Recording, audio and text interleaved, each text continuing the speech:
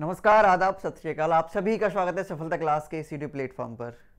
आशा करता हूं, उम्मीद है आप सब बहुत बढ़िया होंगे और अपनी पढ़ाई जोर तोड़ से कर रहे होंगे। उत्तर प्रदेश में तमाम वैकेंसी आई हुई हैं और तमाम वैकेंसी आने वाली हैं।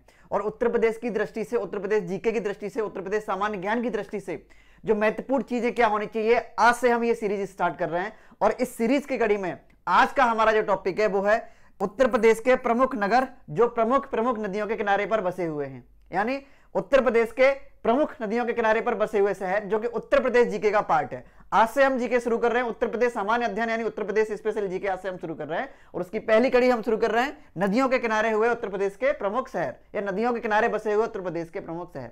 तो बिना किसी देरी के हम शुरू करते हैं इस क्लास को।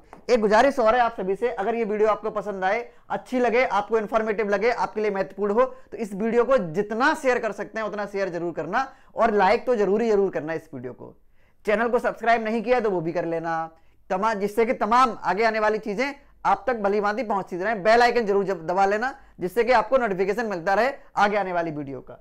बिना किसी देरी के हम देख लेंगे आज जो उत्तर प्रदेश के प्रमुख शहर हैं और प्रमुख नदियां कौन कौन सी हैं जिनके किनारे पर वो शहर बसे हुए हैं। सबसे पहले हम बात करते हैं गंगा की। अगर हम गंगा नदी की बात करें तो जैसा कि आप सबको पता है, गंगा नदी का जो उद्गम है वो गंगोत्री से हुआ है। गंगा नदी का जो उद्गम है वो गंगोत्री से हुआ है। और गंगोत्री से एक जो नदी निकलती है, जो नदी विस्फोटित होती है, जिसका नाम है भागीरथी। ओरिजिनली जब गंगा निकलती है गंगोत्री से तो वहां पे इसका नाम गंगा नहीं है, वहां इसका नाम है भागीरथी। वहां इसका नाम भागीरथी है। आगे ये देवप्रयाग पर मिलती है, किससे? अलकनंदा से। अलकनंदा जो कि बद्रीनाथ से निकल कर आ रही है और अलकनंदा और भागीरथी मिलती है कहां पर? देवप्रयाग पर। Got it? अलकनंदा और भागीरथी, ये अलकनंदा नदी है। अलकनंदा और भागीरथी ये मिलती है देवप्रयाग पर और फिर वहां से निकलती है गंगा नदी। और गंगा नदी ये कहां पर है? ये वाला जो पार्ट कहां पर है? उत्तराखंड में। ये वाला पार्ट उत्तराखंड में है। इसके बाद ये उत्तराखंड को खत्म करते हुए, उत्तराखंड को फिनिश करते हुए, उत्तराखंड को जब सीमा समाप्त करते हुए फिर ये प्रवेश करती है उत्तर प्रदेश में बिजनौर जिले से। उत्तर प्रदेश में ये बिजनौर जिले से प्रवेश करती है। गंगा नदी उत्तर प्रदेश में बिजनौर जिले से प्रवेश करती है। दो चीजें यहां पर क्लियर हुई। एक कि गंगा नदी का जो उद्गम है वो गंगोत्री से है और जब गंगोत्री से उद्गम होती है तो वहां इसका नाम गंगा नहीं है, वहां इसका नाम भागीरथी है। और भागीरथी और दूसरी अलकनंदा जो कि बद्रीनाथ से विस्फोटित होती है, दोनों ये मिलती हैं देवप्रयाग पर। और देवप्रयाग पर मिलने के बाद फिर ये जब आगे नदी चलती है तो अब इसका नाम पड़ जाता है गंगा। ठीक है? उत्तर प्रदेश में ये गंगा, यूपी में ये गंगा बिजनौर जिले से प्रवेश करती है। सबसे पहले बिजनौर जिले में ये उत्तर प्रदेश में आती है। अब इसमें इसके किनारे किनारे बसे हुए प्रमुख शहर कौन कौन से हैं जरा हम नजर डालेंगे।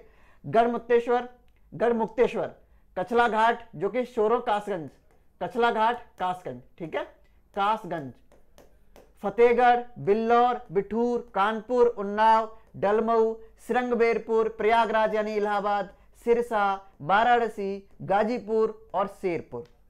ये प्रमुख नगर हैं या प्रमुख शहर हैं जो गंगा नदी पर उत्तर प्रदेश में आते हैं। ये उत्तर प्रदेश के शहर हैं, उत्तर प्रदेश के नगर हैं जो गंगा नदी पर, गंगा नदी के किनारे बसे हुए हैं। गढ़मुक्तेश्वर, कछला घाट, फतेहगढ़, बिल्लौर, बिठूर, कानपुर, उन्नाव, डलमऊ, श्रृंगबेरपुर, प्रयागराज, इलाहाबाद, सिरसा, वाराणसी, गाजीपुर, शेरपुर, बलिया, जिस शेरपुर जो बलिया में है, और तमाम और भी शहर हैं। ये प्रमुख शहर हैं।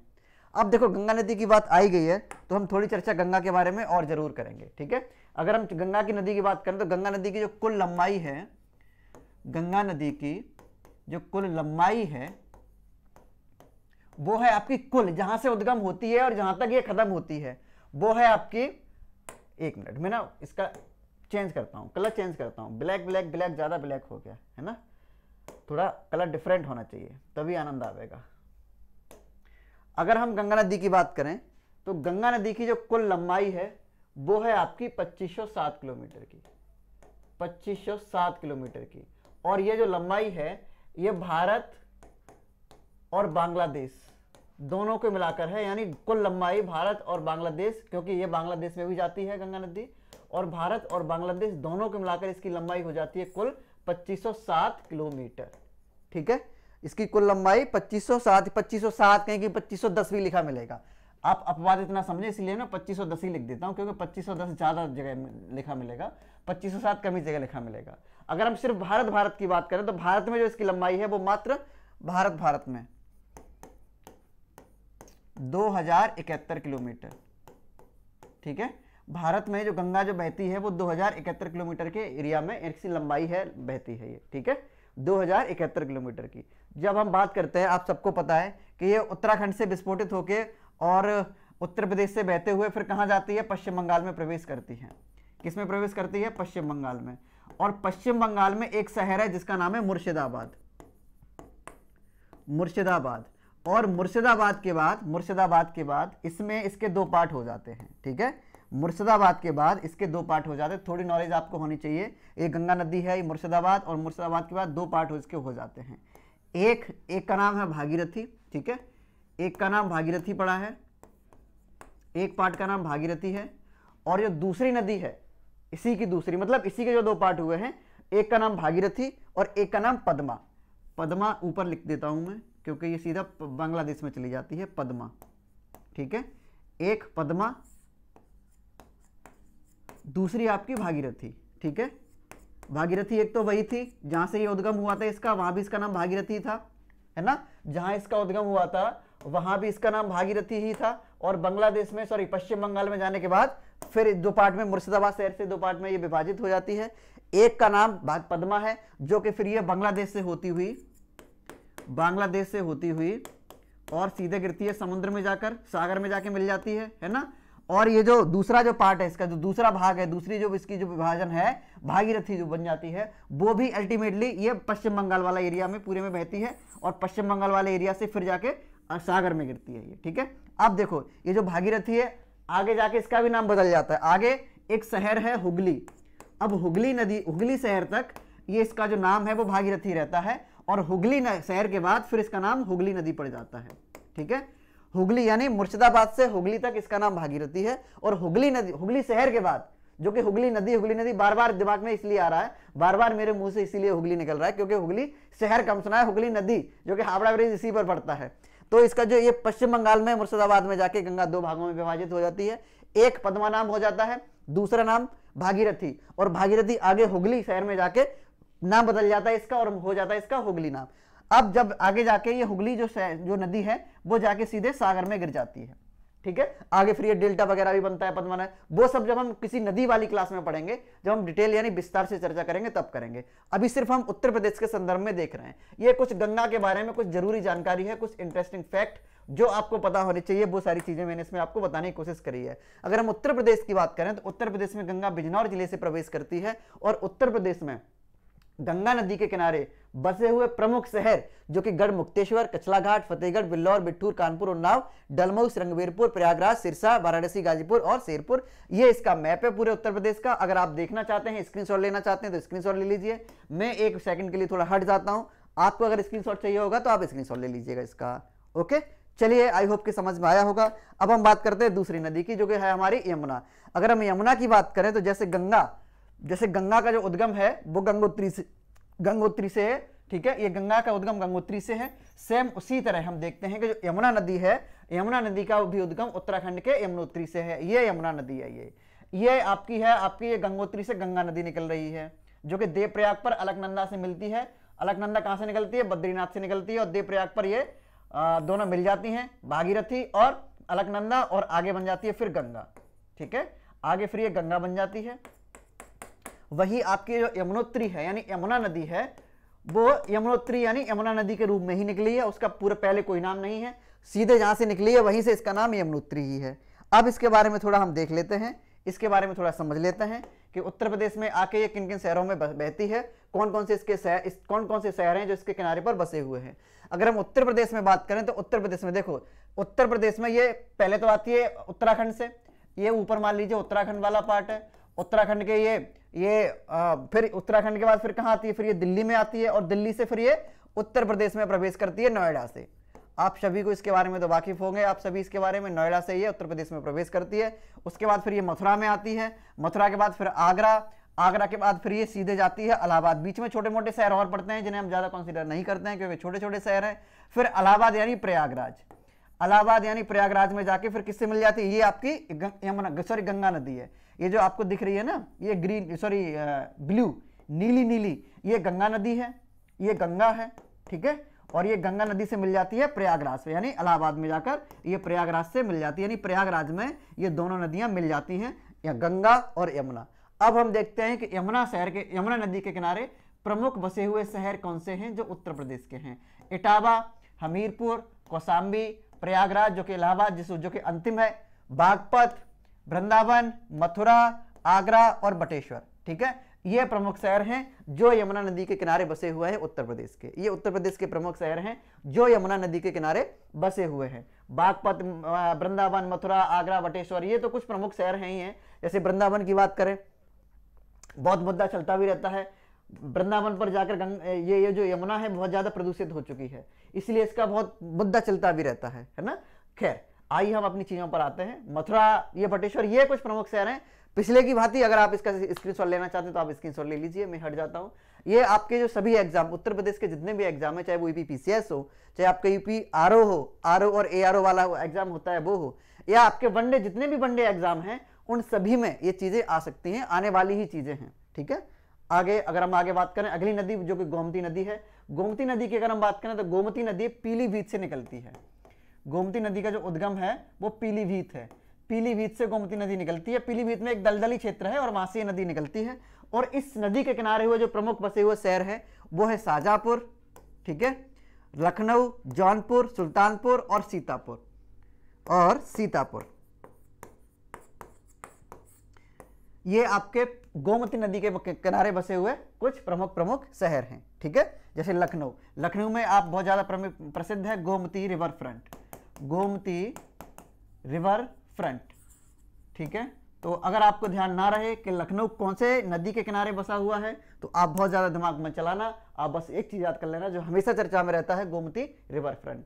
ठीक है, बहुत सारी चर्चा में रहता है ये। तो ये कुछ प्रमुख शहर हैं जो गोमती नदी के किनारे बसे हुए हैं। अगली जो हमारी नदी है वो है सरयू। सरयू नदी की हम देखते हैं। सरयू नदी के जो उद्गम स्थल है, सरयू नदी का जो उद्गम स्थल है वो आपका हिमालय से ही है। ये हिमालयन नदी है और ये हिमालय से निकलती है, हिमालय से निकलती है, हिमालय के पहाड़ों से निकलती है। और ये जो फिर उसके बाद ये उत्तर भारत में आती है। उत्तर भारत के जो गंगा मैदानी क्षेत्र हैं, उत्तर भारत में जो गंगा मैदानी क्षेत्र हैं उसमें ये प्रवेश करती है। गंगा मैदानी क्षेत्र का मतलब ये होता है कि जो गंगा नदी के 100 किलोमीटर इधर और 100 किलोमीटर इधर वाला जो क्षेत्र है वो पूरा गंगा है। उत्तर प्रदेश की अगर हम बात करें ना तो उत्तर प्रदेश में ये जो प्रमुख जैसे कानपुर हुआ आपका, कासगंज हुआ, एटा हुआ आपका, और पीछे रामपुर हुआ आपका, ये सभी गंगा मैदानी क्षेत्र हैं ये। ठीक है, तो ये जो नदी है सरयू नदी, ये गंगा मैदानी क्षेत्र में बहती है, यानी उत्तर प्रदेश के मैदानी क्षेत्र में बहती है, हिमालय से निकलती है। और इसकी अगर हम बात करें, इस पर पड़ने वाले प्रमुख शहर कौन कौन से हैं तो आपका बलिया हुआ, ठीक है, बलिया और छपरा के बीच में ये गंगा से मिल जाती है। ये बात हो रही है आपकी बिहार की। छपरा तो फिर बिहार में जाता है, ठीक है, छपरा आपका बिहार में पहुंच जाता है। अगर हम बात करें इस नदी के मिलने की तो ये नदी गंगा में मिलती है जाके। ठीक है, ये नदी गंगा में मिलती है। और सरयू नदी से एक चीज और याद आई है, सरयू नदी यानी अयोध्या जो शहर है, अयोध्या जो नगर है वो सरयू नदी के किनारे पर बसा हुआ है। सरयू नदी का जो जिक्र है वो रामचरितमानस में बहुत आया है। रामचरितमानस अगर आपने थोड़ा बहुत भी पढ़ा है, कहीं भी एक भी चौपाई पढ़ी है तो आपको याद आ गया होगा। सरयू नदी जो है वो अयोध्या, गोला और बरहलगंज ये प्रमुख शहर हैं जो सरयू नदी के किनारे बसे हुए हैं। अगर आपसे पूछा जाएगा तो ये पूछा जाएगा कि अयोध्या किस नदी के किनारे बसा हुआ है, खटाक से उत्तर दे देना सरयू नदी के। इसका जो दूसरा नाम घाघरा भी है, घाघरा, घा है ये घाघरा, ठीक है, घाघरा, इसका दूसरा नाम घाघरा, सरयू, सरयू ऐसे लिखा जाएगा, सरजू है, ठीक है, और शारदा, ये इसके प्रमुख 3 नाम है, घाघरा, सरजू और शारदा, ये इसी के नाम है। आप देखे कंफ्यूज मत होना जब भी एग्जाम में आपसे पूछा जाए, घाघरा, सरजू और शारदा सरयू नदी के ही नाम हैं। प्रमुख शहर अयोध्या है, बाकी तो सब फिर और भी हैं। अयोध्या प्रमुख शहर है जो इसके किनारे बसा हुआ है। और अगर हम अन्य नदियों की बात करें जो उत्तर प्रदेश में बहती हैं, अन्य नदियां जो उत्तर प्रदेश में बहती हैं उनमें आपका राप्ती नदी जो कि गोरखपुर शहर बसा हुआ है, बेतवा जिसके किनारे पर हमीरपुर बसा हुआ है, मंदाकिनी या पयस्विनी जिसके किनारे चित्रकूट बसा हुआ है। मंदाकिनी बस याद कर लेना, मंदाकिनी के किनारे चित्रकूट बसा हुआ है ना। एक गाना भी है, मंदाकिनी में नहाने का मन चाहता है, चित्रकूट जाने को जी चाहता है। ये अगर आपने रामायण जो आती है अगर आपने वो देखी है तो उसमें ये गाना आता है। ये लॉकडाउन में मैंने थोड़ा बहुत 1-2 एपिसोड देखा था, पहले भी देखा था लेकिन अभी लॉकडाउन में जब देखा था तब मैंने सुना था। उसमें ये आता है, चित्रकूट जाने को जी चाहता है चित्रकूट। और फिर उसमें एक लाइन आती है, पंक्ति आती है, मंदाकिनी नहाने को मन चाहता है, तो ये उसमें मतलब चित्रकूट मंदाकिनी के किनारे बसा हुआ है।